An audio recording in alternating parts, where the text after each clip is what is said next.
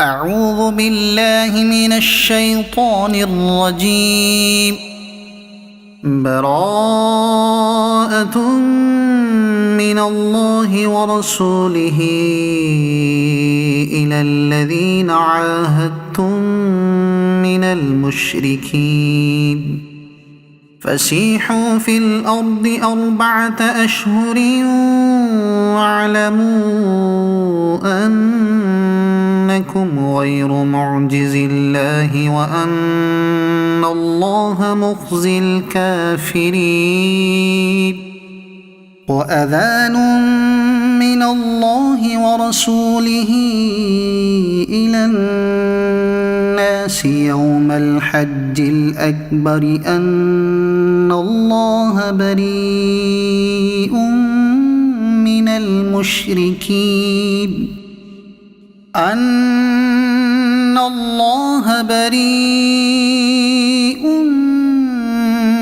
المشركين ورسوله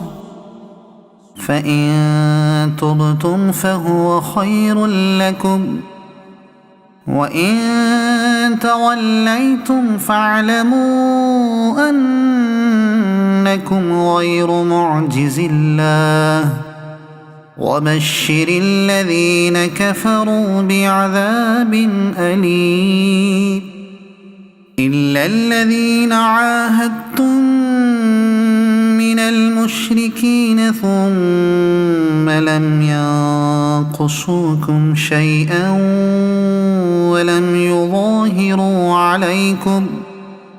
ولم يظاهروا عليكم أحدا فأتموا إليهم عهدهم إلى مدتهم إن الله يحب المتقين. فإذا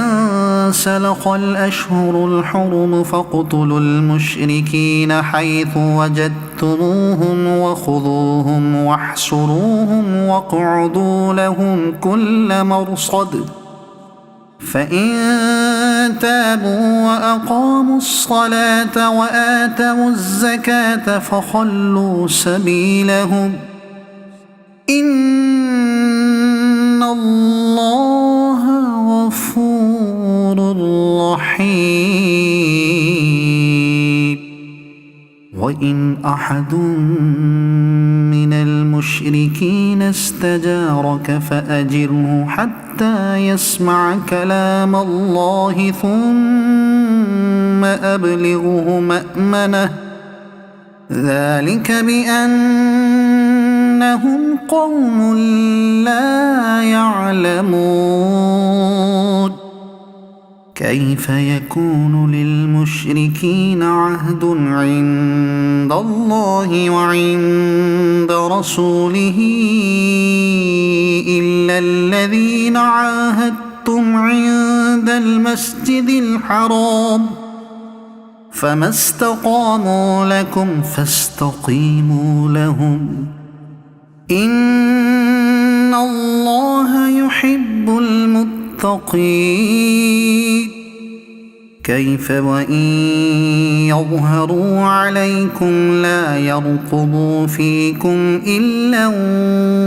ولا ذمة يرضونكم بأفواههم وتأبى قلوبهم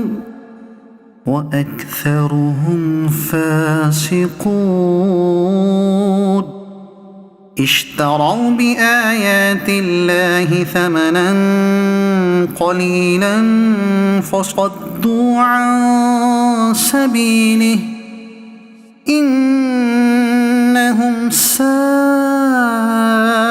ما كانوا يعملون.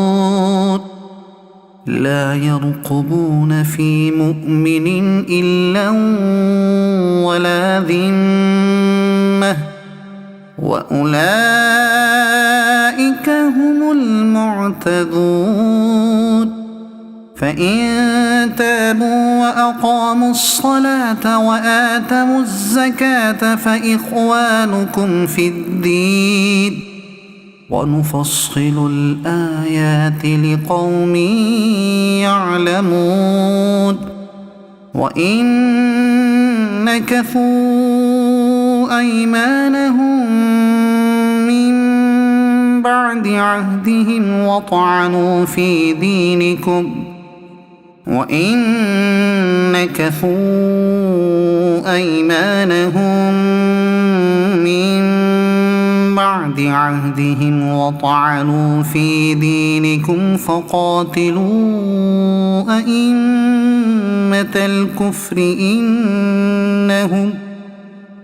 فقاتلوا أئمة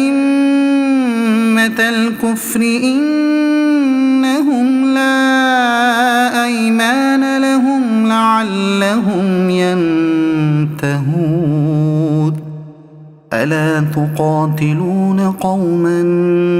نكثوا أيمانهم وهموا بإخراج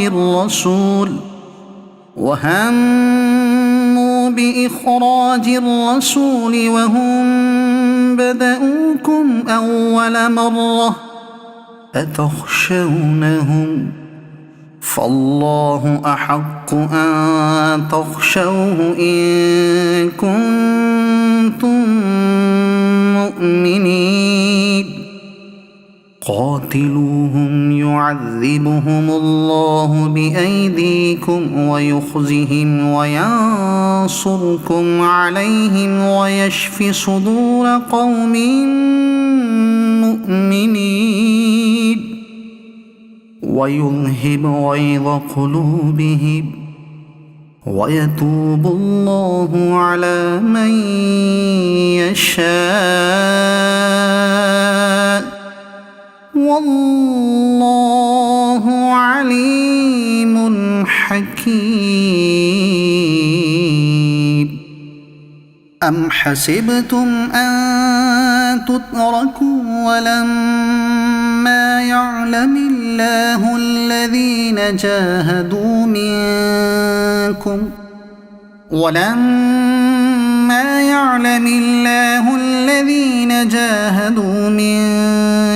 ولم يتخذوا من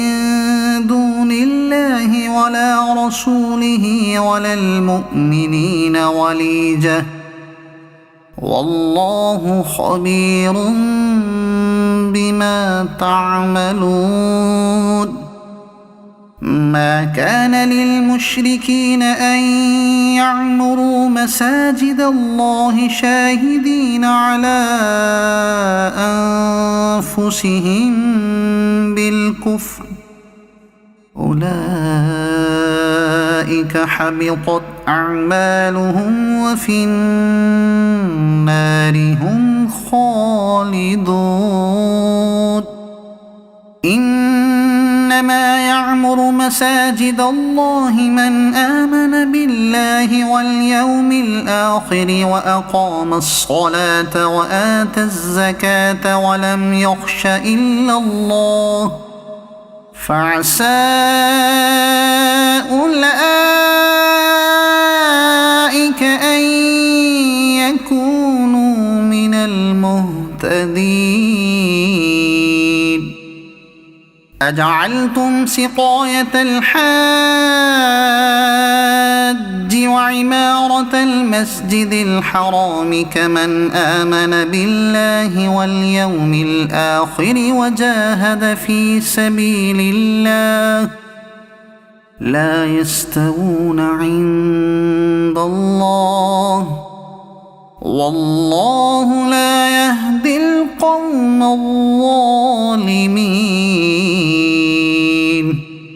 الذين آمنوا وهاجروا وجاهدوا في سبيل الله بأموالهم وأنفسهم أعظم درجة عند الله وأولئك هم الفائزون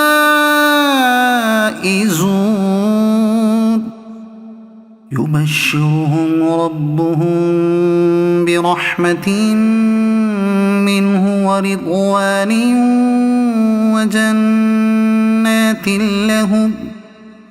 وجنات لهم فيها نعيم مقيم خالدين فيها أبدا إن الله عنده أجر عظيم. يا أيها الذين آمنوا لا تتخذوا آباءكم وإخوانكم أولياء إن استحبوا الكفر على الإيمان ومن يتولهم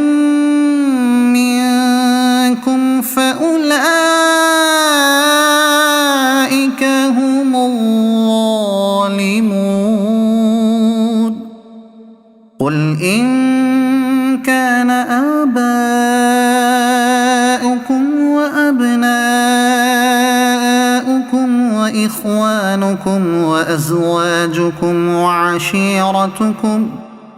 وعشيرتكم وأموال اقترفتموها وتجارة تخشون كسادها ومساكن ترضونها أحب إليكم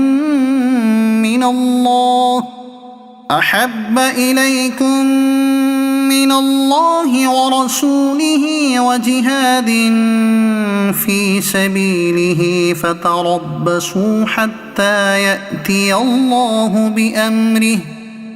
والله لا يهدي القوم الفاسقين. لقد نصركم الله في مواطن كثيرة ويوم حنين إذ أعجبتكم كثرتكم فلم تغن عنكم شيئا وضاقت عليكم الأرض بما رحبت ثم وليتم مدبرين. ثم أنزل الله سكينته على رسوله وعلى المؤمنين وأنزل جنودا لم تروها وعذب الذين كفروا وذلك جزاء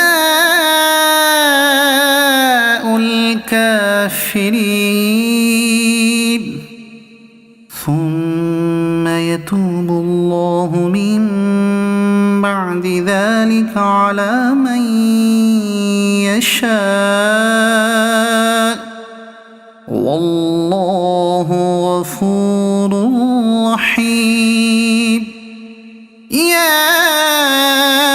أيها الذين آمنوا إنما المشركون نجس فلا يقربوا المسجد الحرام بعد عامهم هذا وإن خفتم عيلة فسوف يغنيكم الله من فضله إن شاء إن الله عليم حكيم. قاتلوا الذين لا يؤمنون بالله ولا باليوم الآخر ولا يحرمون ما حرم الله ورسوله ولا يدينون دين الحق من الذين أوتوا الكتاب حتى يعطوا الجزية عن يد وهم صاغرون. وقالت اليهود عزير ابن الله وقالت النصارى المسيح ابن الله ذلك قولهم بأفواههم يضاهئون قول الذين كفروا من قبل قاتلهم الله أنى يؤفكون اتخذوا أحبارهم ورهبانهم أربابا من دون الله والمسيح ابن مريم وما أمروا إلا ليعبدوا إلها واحدا لا إله إلا هو سبحانه عما يشركون يريدون أن يطفئوا نور الله بأفواههم ويأبى الله إلا أن يتم نوره ولو كره الكافرون هو الذي أرسل رسوله بالهدى ودين الحق ليظهره على الدين كله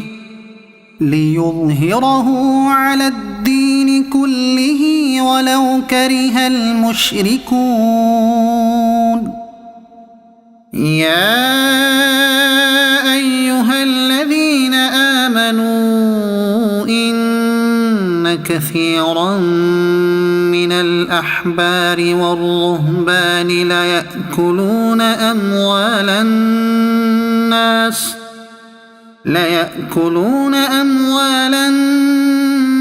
بالباطل ويصدون عن سبيل الله والذين يكنزون الذهب والفضة ولا ينفقونها في سبيل الله فبشرهم بعذاب أليم يوم يحمى عليها في نار جهنم فتكوى بها جباههم وجنوبهم وظهورهم هذا ما كنزتم لأنفسكم فذوقوا ما كنتم تكنزون إن عدة الشهور عند الله 12 شهرا في كتاب الله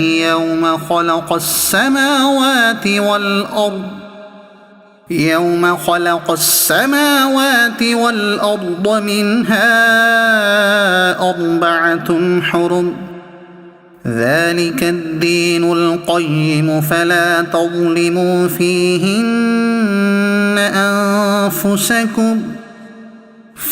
تظلموا فيهن أنفسكم وقاتلوا المشركين كافة كما يقاتلونكم كافة واعلموا أن الله مع المتقين إنما النسيء زيادة في الكفر يضل به الذين كفروا يحلونه عاما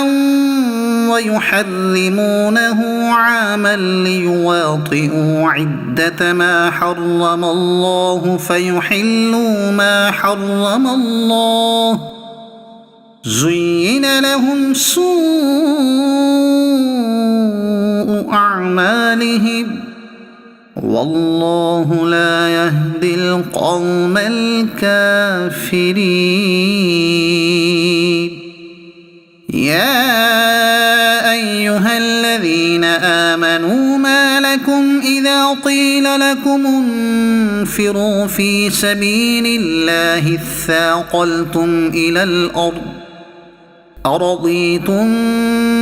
بالحياة الدنيا من الآخرة فما متاع الحياة الدنيا في الآخرة إلا قليل إلا تنفروا يعذبكم عذابا أليما ويستبدل قوما غيركم ولا تضروه شيئا والله على كل شيء قدير إلا تنصروه فقد نصره الله إذ أخرجه الذين كفروا ثاني اثنين إذ هما في الغار إذ يقول لصاحبه لا تحزن إن الله معنا فأنزل الله سكينته عليه وأيده بجنود لم تروها وجعل كلمة الذين كفروا السفلى وكلمة الله هي العليا والله عزيز حكيم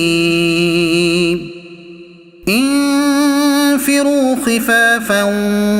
وثقالا وجاهدوا بأموالكم وأنفسكم في سبيل الله ذلكم خير لكم إن كنتم تعلمون لو كان عرضا قريبا وسفرا قاصدا لاتبعوك ولكن بعدت عليهم الشقة وسيحلفون بالله لو استطعنا لخرجنا معكم يهلكون أنفسهم والله يعلم إنهم لكاذبون عفى الله عنك لم أذنت لهم حتى يتبين لك الذين صدقوا وتعلم الكاذبين لا يستأذنك الذين يؤمنون بالله واليوم الآخر أن يجاهدوا بأموالهم وأنفسهم والله عليم بالمتقين إنما يستأذنك الذين لا يؤمنون بالله واليوم الآخر وارتابت قلوبهم فهم في ريبهم يترددون ولو أرادوا الخروج لأعدوا له عدة ولكن كره الله بعاثهم فثبطهم وقيل اقعدوا مع القاعدين لو خرجوا فيكم ما زادوكم إلا خبالا ولأوضعوا خلالكم يبغونكم الفتنة وفيكم سماعون لهم والله عليم بالظالمين لقد ابتغوا الفتنة من قبل وقلبوا لك الأمور حتى جاء الحق وظهر أمر الله وهم كارهون ومنهم من يقول ائذن لي ولا تفتني ألا في الفتنة سقطوا وإن جهنم لمحيطة للكافرين إن تصبك حسنة تسؤهم وإن تصبك مصيبة يقولوا قد أخذنا أمرنا من قبل ويتولوا وهم فرحون قل لن يصيبنا إلا ما كتب الله لنا هو مولانا وعلى الله فليتوكل المؤمنون قل هل تربصون بنا إلا إحدى الحسنيين ونحن نتربص بكم أن يصيبكم الله بعذاب من عنده أو بأيدينا فتربصوا إنا معكم متربصون قل أنفقوا طوعا أو كرها لن يتقبل منكم إنكم كنتم قوما فاسقين وما منعهم أن تقبل منهم نفقاتهم إلا أنهم كفروا بالله وبرسوله ولا يأتون الصلاة إلا وهم كسالى ولا ينفقون إلا وهم كارهون فلا تعجبك أموالهم ولا أولادهم إنما يريد الله ليعذبهم بها في الحياة الدنيا وتزهق أنفسهم وهم كافرون ويحلفون بالله إنهم لمنكم وما هم منكم ولكنهم قوم يفرقون لو يجدون ملجأ أو مغارات أو مدخلا لولوا إليه وهم يجمحون ومنهم من يلمزك في الصدقات فإن أعطوا منها رضوا وإن لم يعطوا منها إذا هم يسخطون ولو أنهم رضوا ما آتاهم الله ورسوله وقالوا حسبنا الله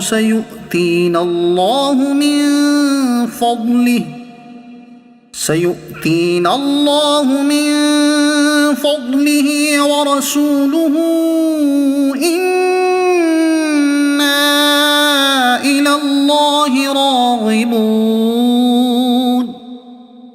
إنما الصدقات للفقراء والمساكين والعاملين عليها والمؤلفة قلوبهم وفي الرقاب والغارمين وفي سبيل الله وابن السبيل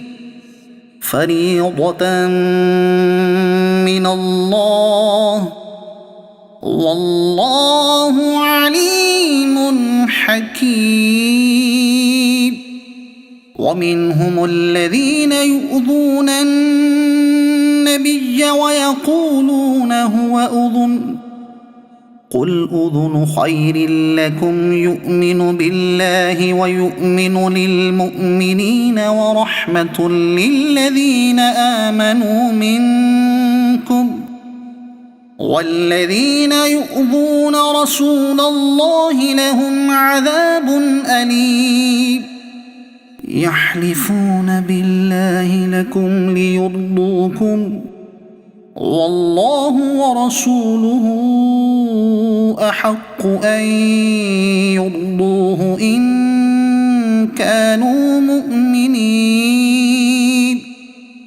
ألم يعلموا أنه من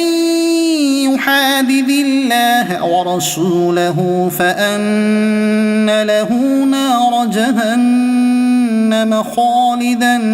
فيها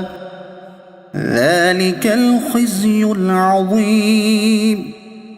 يحذر المنافقون أن تنزل عليهم سورة تنبئهم بما في قلوبهم قل استهزئوا إن الله مخرج ما تحذرون ولئن سألتهم ليقولن إنما كنا نخوض ونلعب قل أبالله وآياته ورسوله كنتم تستهزئون لا تعتذروا قد كفرتم بعد إيمانكم إن نعف عن طائفة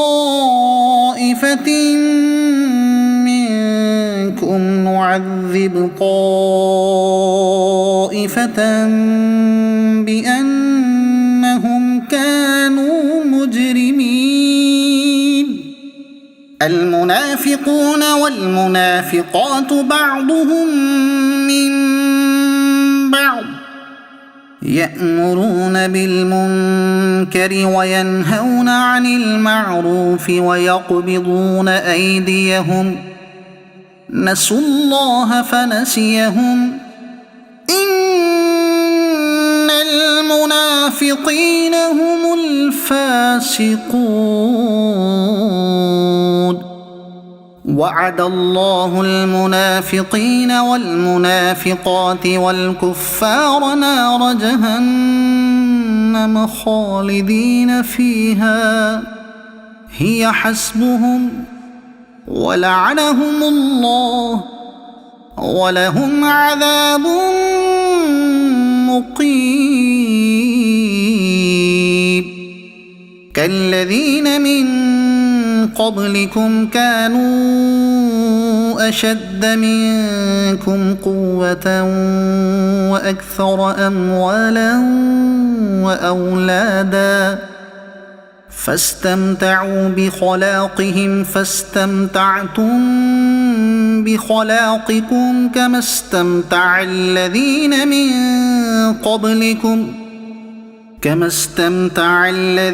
من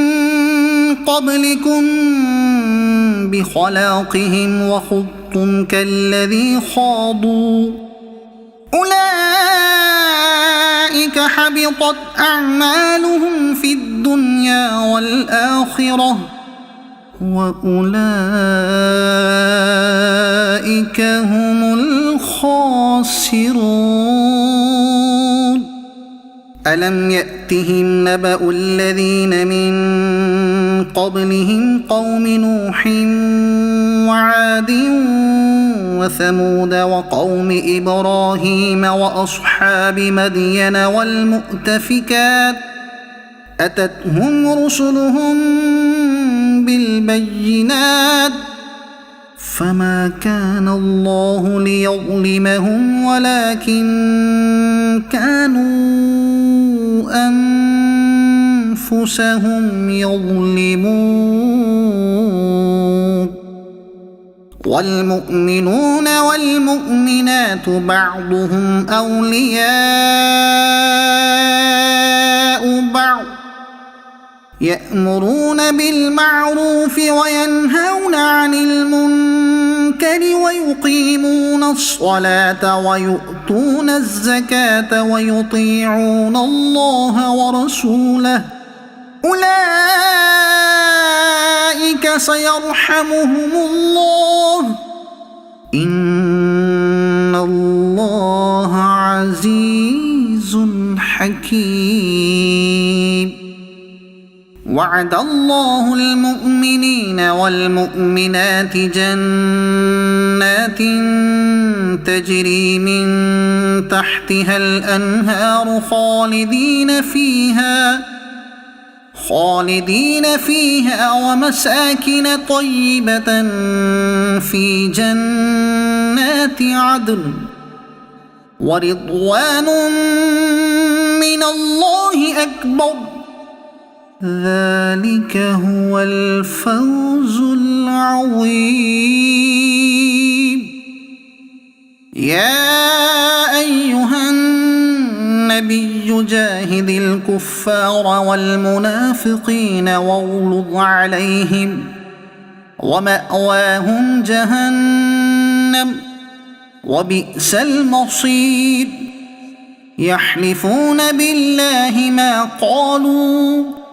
ولقد قالوا كلمة الكفر وكفروا بعد إسلامهم وهموا بما لم ينالوا وما نقموا إلا أن أغناهم الله ورسوله من فضله فإن يتوبوا يك خيرا لهم وإن يتولوا يعذبهم الله عذابا أليما في الدنيا والآخرة وما لهم في الأرض من ولي ولا نصير. ومنهم من عاهد الله لئن آتانا من فضله لنصدقن ولنكونن من الصالحين فلما آتاهم من فضله بخلوا به وتولوا وهم معرضون فأعقبهم نفاقا في قلوبهم إلى يوم يلقونه بما أخلفوا الله ما وعدوه وبما كانوا يكذبون. ألم يعلموا أن الله يعلم سرهم ونجواهم وأن الله علام الغيوب. الذين يلمزون المطوعين من المؤمنين في الصدقات والذين لا يجدون إلا جهدهم فيسخرون منهم سخر الله منهم ولهم عذاب أليم. استغفر لهم أو لا تستغفر لهم إن تستغفر لهم 70 مرة فلن يغفر الله لهم ذلك بأنهم كفروا بالله ورسوله والله لا يهدي القوم الفاسقين.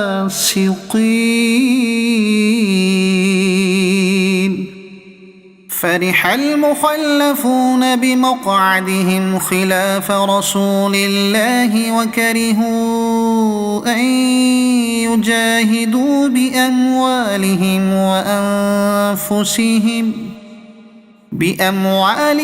وأنفسهم في سبيل الله وقالوا لا تنفروا في الحر قل نار جهنم أشد حرا لو كانوا يفقهون. فليضحكوا قليلا وليبكوا كثيرا جزاء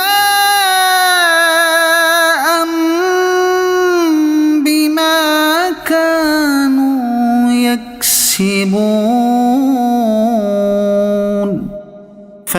رجعك الله إلى طائفة منهم فاستأذنوك للخروج فقل لن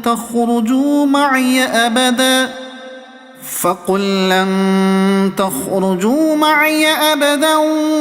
ولن تقاتلوا معي عدوا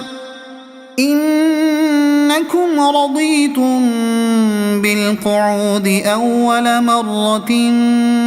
فاقعدوا مع الخالفين ولا تصل على أحد منهم مات أبدا ولا تقم على قبره إنهم كفروا بالله ورسوله وماتوا وهم فاسقون ولا تعجبك أموالهم وأولادهم إنما يريد الله أن يعذبهم بها في الدنيا وتزهق أنفسهم وهم كافرون وإذا أنزلت سورة أن آمنوا بالله وجاهدوا مع رسوله استأذنك أولو الطول منهم وقالوا ذرنا نكن مع القاعدين رضوا بأن يكونوا مع الخوالف وطبع على قلوبهم فهم لا يفقهون لكن الرسول والذين آمنوا معه جاهدوا بأموالهم وأنفسهم وأولئك لهم الخيرات وأولئك هم المفلحون أعد الله لهم جنات تجري من تحتها الأنهار خالدين فيها ذلك الفوز العظيم وجاء المعذرون من الأعراب ليؤذن لهم وقعد الذين كذبوا الله ورسوله سيصيب الذين كفروا منهم عذاب أليم ليس على الضعفاء ولا على المرضى ولا على الذين لا يجدون ما ينفقون حرج إذا نصحوا لله ورسوله ما على المحسنين من سبيل والله غفور رحيم ولا على الذين إذا ما أتوك لتحملهم قلت لا أجد ما أحملكم عليه تولوا وأعينهم تفيض من الدمع حزنا ألا يجدوا ما ينفقون إنما السبيل على الذين يستأذنونك وهم أغنياء رضوا بأن يكونوا مع الخوالف وطبع الله على قلوبهم فهم لا يعلمون يعتذرون إليكم إذا رجعتم إليهم قل لا تعتذروا لن نؤمن لكم قد نبأنا الله من أخباركم وسيرى الله عملكم ورسوله ثم تردون إلى عالم الغيب والشهادة فينبئكم بما كنتم تعملون سيحلفون بالله لكم إذا انقلبتم إليهم لتعرضوا عنهم فأعرضوا عنهم إنهم رجس ومأواهم جهنم جزاء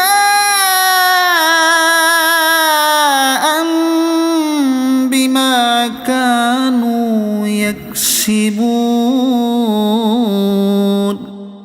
يحلفون لكم لترضوا عنهم فإن ترضوا عنهم فإن الله لا يرضى عن القوم الفاسقين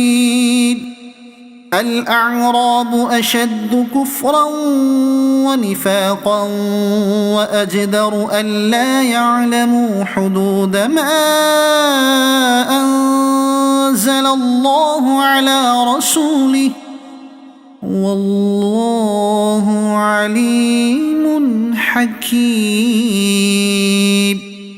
ومن الأعراب من يتخذ ما ينفق مغرما ويتربص بكم الدوائر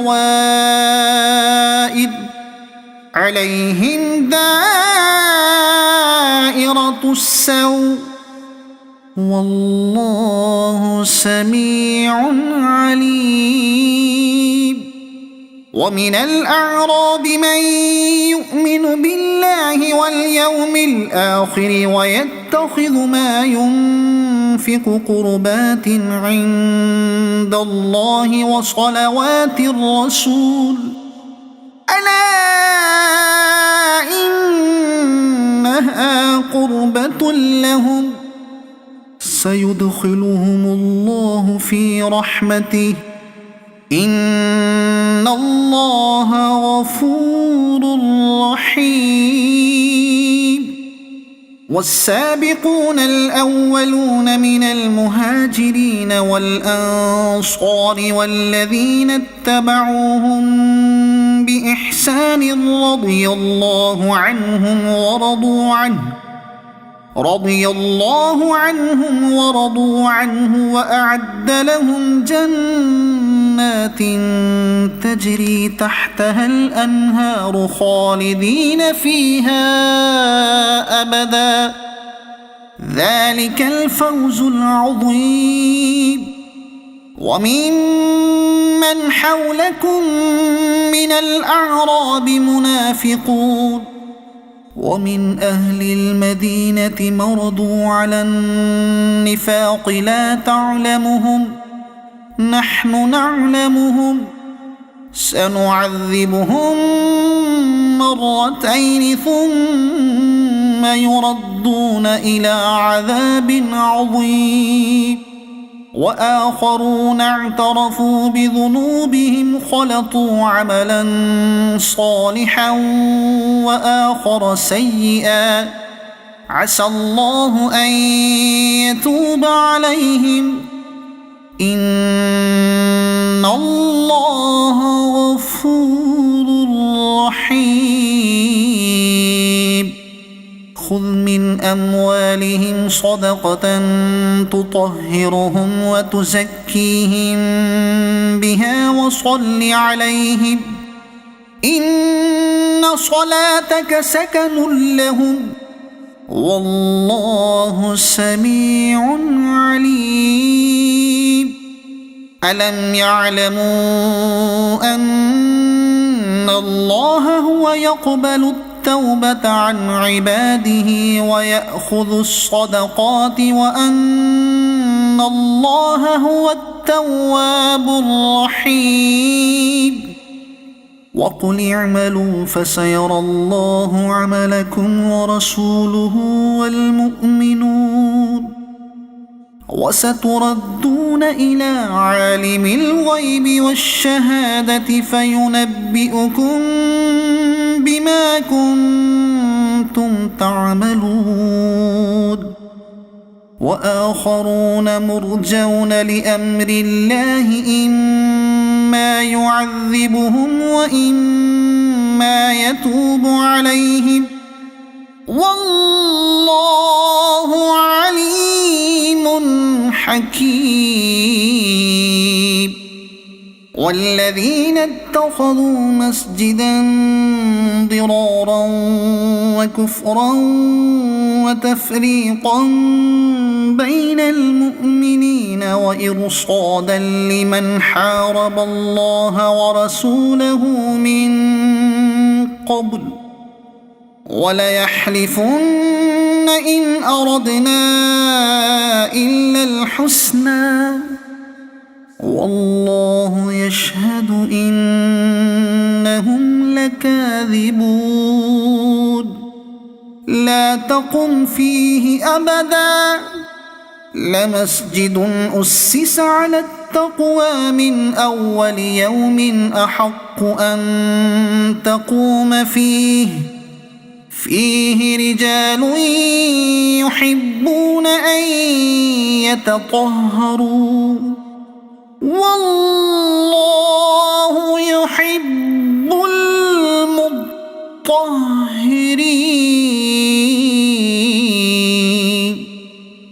أفمن أسس بنيانه على تقوى من الله ورضوان خير أم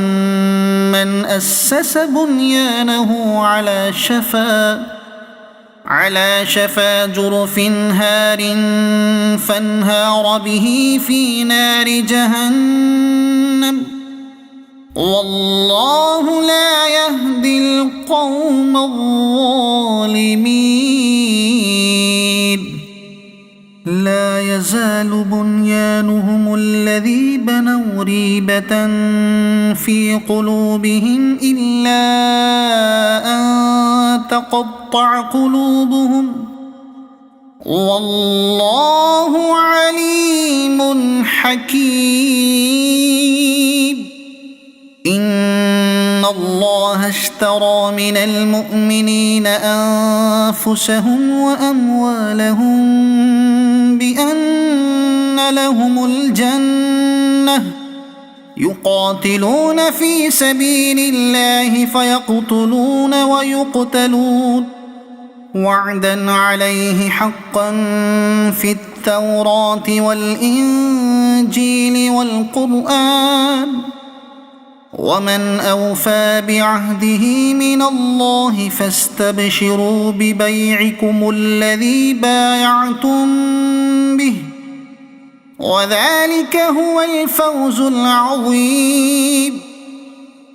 التائبون العابدون الحامدون السائحون الراكعون الساجدون الآمرون بالمعروف والناهون عن المنكر والحافظون لحدود الله وبشر المؤمنين ما كان للنبي والذين آمنوا أن يستغفروا للمشركين ولو كانوا أولي قربى من بعد ما تبين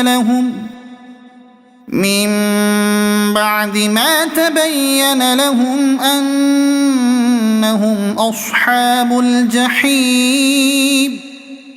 وما كان استغفار إبراهيم لأبيه إلا عن موعدة وعدها إياه فلما تبين له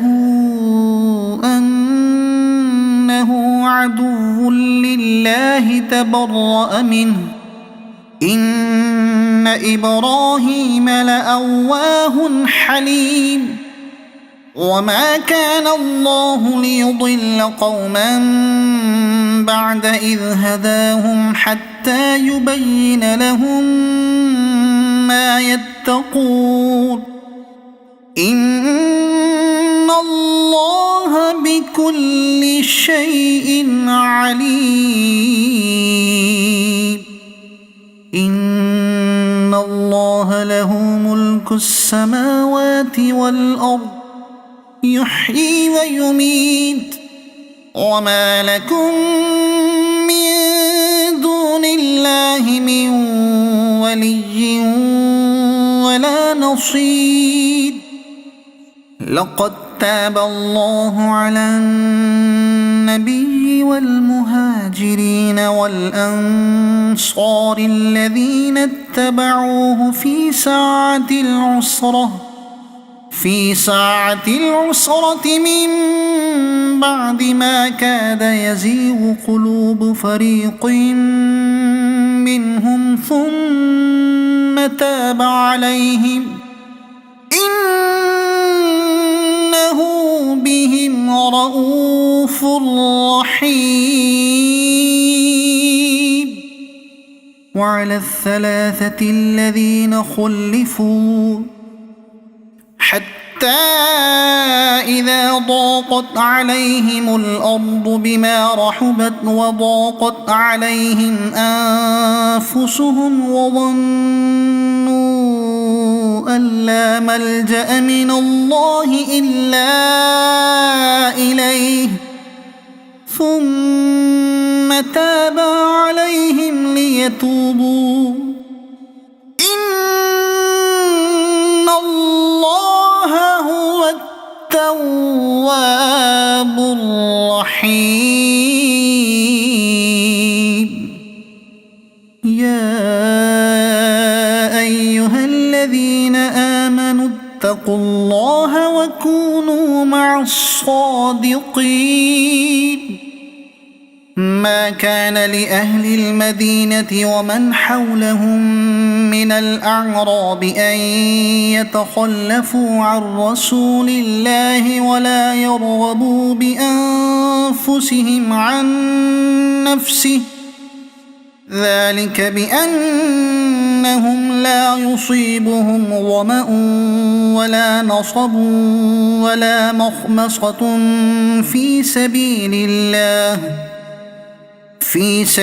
الله ولا يطؤون موطئا يغيظ الكفار ولا ينالون من عدو نيلا إلا كتب لهم به عمل صالح إن الله لا يضيع أجر المحسنين ولا ينفقون نفقة صغيرة ولا كبيرة ولا يقطعون واديا إلا كتب لهم ليجزيهم الله أحسن ما كانوا يعملون وما كان المؤمنون لينفروا كافة فلولا نفر من كل فرقة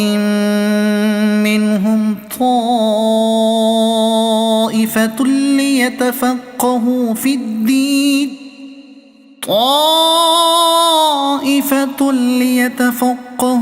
الدين ولينذروا قومهم إذا رجعوا إليهم لعلهم يحذرون يا أيها الذين آمنوا قاتلوا الذين يلونكم من الكفار وليجدوا فيكم غلظة واعلموا أن الله مع المتقين وإذا ما أنزلت سورة فمنهم من يقول أيكم زادته هذه إيمانا فأما الذين آمنوا فزادتهم إيمانا وهم يستبشرون وأما الذين في قلوبهم مرض فزادتهم رجسا إلى رجسهم وماتوا وهم كافرون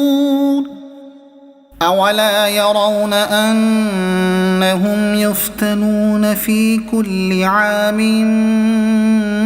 مرة أو مرتين ثم لا يتوبون ولا هم يذكرون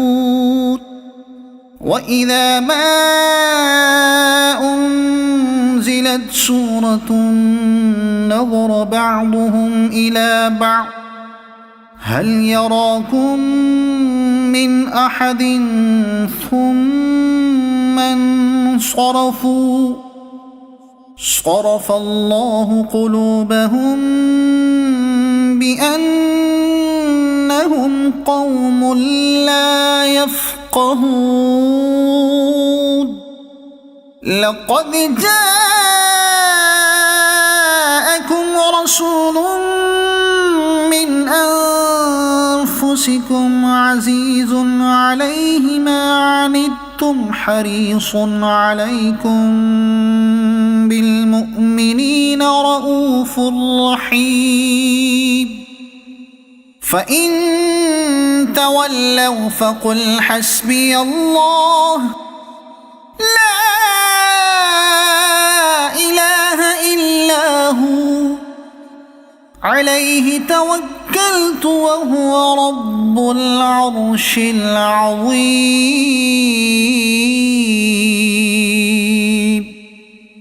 صدق الله